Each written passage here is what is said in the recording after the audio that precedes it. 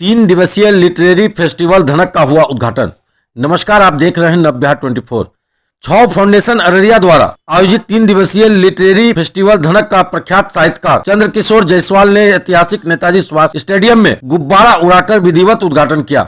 मौके पर पूर्व मंत्री व जोकीहाट विधायक शाहनवाज आलम, जिला परिषद अध्यक्ष अफ्ताब अजीम, डीडीसी अररिया संजय कुमार, जिला सूचना एवं जनसंपर्क पदाधिकारी सोनी कुमारी, डीआईजी सफीउल हक आईपीएस आदि मौजूद रहे। मंचासीन तमाम अतिथियों को छाव फाउंडेशन के सदस्यों द्वारा बुके, शॉल और प्रतीक चिन्ह देकर सम्मानित किया गया। उद्घाटन सत्र के बाद अदबी चौपाल का आयोजन किया गया, जिसमें साहित्य के अलग अलग विषयों पर चंद्रकिशोर जायसवाल, एहसान कासमी, रजी अहमद तन्हा, रफी हैदर अंजुम, रहमान अली राकेश और शाहिद आदिल कासमी ने अपने विचार व्यक्त किए। देश के चर्चित युवा आदर्श वली रहमानी ने वर्तमान शिक्षा की स्थिति पर अपने विचार व्यक्त किए।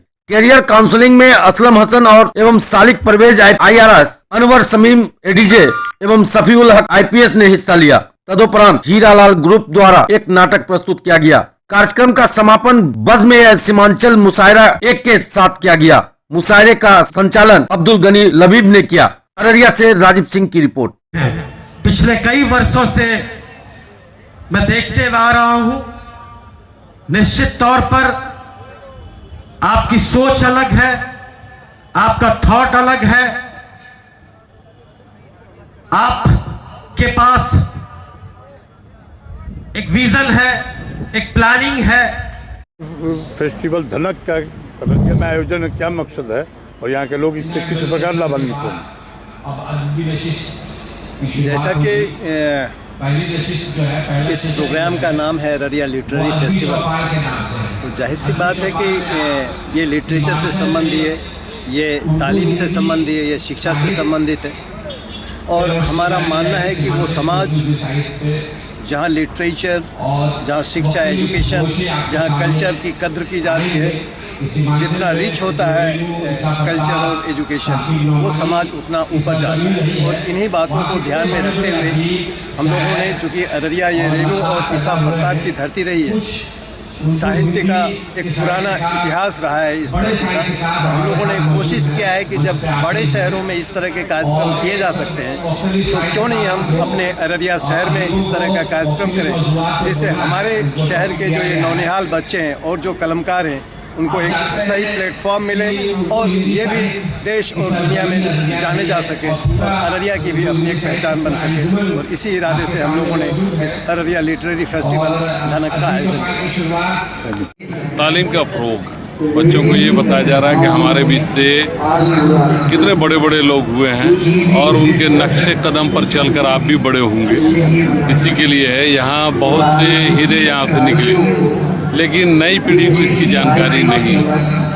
तो मकसद वही है, एक बिल्कुल नई चीज़ है जो पहली बार हो रही है। हमारे बड़े राइटर गुजरे हैं, रेनू साहब, उसके बाद से खला पैदा हो गया, उसी खला को भरने की कोशिश है। इंशाअल्लाह लोग अच्छा करेंगे। Thank you. ठीक। अररिया में ये जो लिटरेरी धनक का जो शुरुआत किया गया है, इसका क्या उद्देश्य है और यहाँ के लोगों को किस प्रकार यहाँ के लोग लाभान्वित हो? अररिया जो है, इसका अपना इतिहास है। चूँकि मैं लिटरेचर का स्टूडेंट रहा हूँ, पढ़ने पढ़ाने का काम है, तो मुझे पता है कि 18वीं सेंचुरी 19वीं सेंचुरी में इस एरिया को पूर्णिया और आसपास के इलाके में मुर्शिदाबाद वगैरह का लिटरेचर में कुछ कुछ कहीं कहीं पे वर्णन है। 19वीं सेंचुरी में भी वो है, लेकिन 20वीं सेंचुरी के शुरू में हम लोग कहीं पे चूक गए और उसमें हमारा कोई अररिया का कोई जिक्र नहीं है। लेकिन अच्छी बात यह है कि इसी अररिया की धरती पे हम लोगों ने अल्लामा ईसा फरताब को, उनका नाम सुना और फणीश्वर नाथ रेनू की धरती ये है। फणीश्वर नाथ रेनू को लोगों ने यहाँ देखा है। रेनू हिंदी साहित्य में आंचलिक साहित्य के फाउंडर है, बुनियाद गुजार हैं। और लोग कहते हैं कि प्रेमचंद का जो साहित्य है, जो लिटरेचर है, रेनू ने वैसा ही लिटरेचर लिखा है।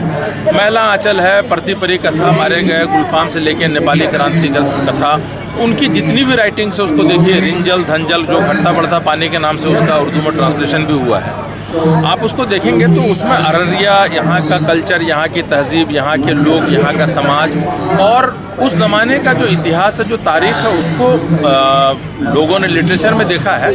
लेकिन पिछले 25-30 साल में, 40 साल में हमारे यहाँ लिटरेरी एक्टिविटीज़ कम हो गई थी। अररिया लिटरेरी फेस्टिवल के नाम से छाँव फाउंडेशन ने जो ये कार्यक्रम किया है, जो प्रोग्राम किया है, इसका मुझे लगता है कि नए लोगों में, नए बच्चों में, देखिए जिस तरह से बच्चे यहाँ नज़र आ रहे हैं, स्कूल गोइंग स्टूडेंट्स हैं, कॉलेज स्टूडेंट्स हैं, वो सारे लोग जितना पार्टिसिपेट कर रहे हैं, बुक स्टॉल्स में आ रहे हैं, लिटरेरी कल्चरल प्रोग्राम को देख रहे हैं, तो मुझे उम्मीद है कि हमारे पूरे इस इलाके में लिटरेचर के थ्रू या लिटरेरी एक्टिविटीज़ के थ्रू हम लोग अवेयरनेस लाने की कोशिश कर रहे हैं, लिटरेरी अवेयरनेस, और थोड़ा कल्चरल चेंज होगा, ऐसी हम लोग आशा करते हैं। Thank you. तो